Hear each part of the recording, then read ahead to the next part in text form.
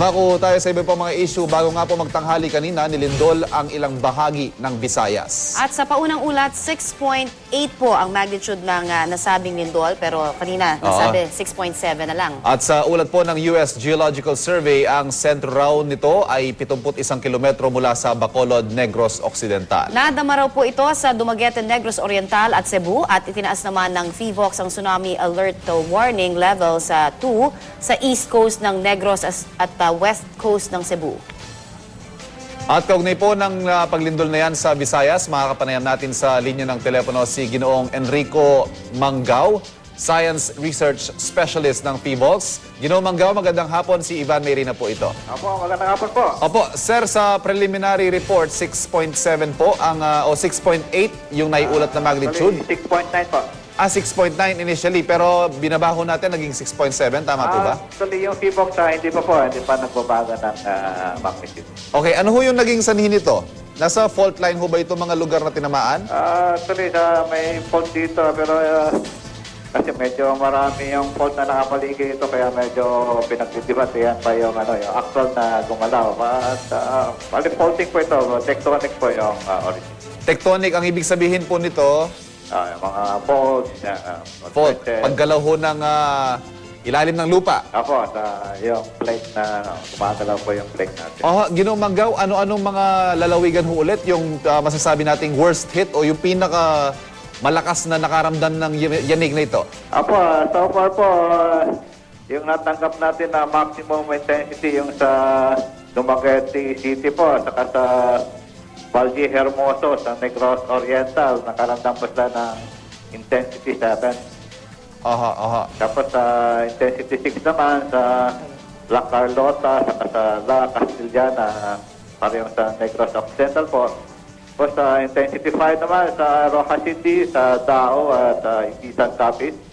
Posible, Iloilo City, Lapu-Lapu City. Posible ho bang magkaroon pa ng mga aftershocks para mabalaan lang po yung mga kababayan natin? Nag-expect tayo ng mga aftershocks. Basta ganito po malaki yung magnitude, may naasahan po tayo ng mga aftershocks.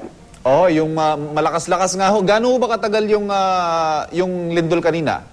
Expect natin mga 10 seconds, 15. Matagal-tagal din yun. Tumagal po ng 10 seconds. Wala na po. At natin, sa mga kababayan natin dyan, asahan po natin na magkakaroon pa raw po ng mga aftershocks. Meron na po ba tayong reports on damages, sir? Actually, ito po, basta intensity 7 po, ibig sabihin, may report na po ng damage ito. Yung 7 po kasi, capable na po ito mag-sira sa medyo matibay-tibay ng mga struktura natin. Saka yung mga maski bagong gawa pa po, basta medyo tinamaan po ng malapit sa epicenter, maaari pong magkaroon ng medyo malaki-laking damage.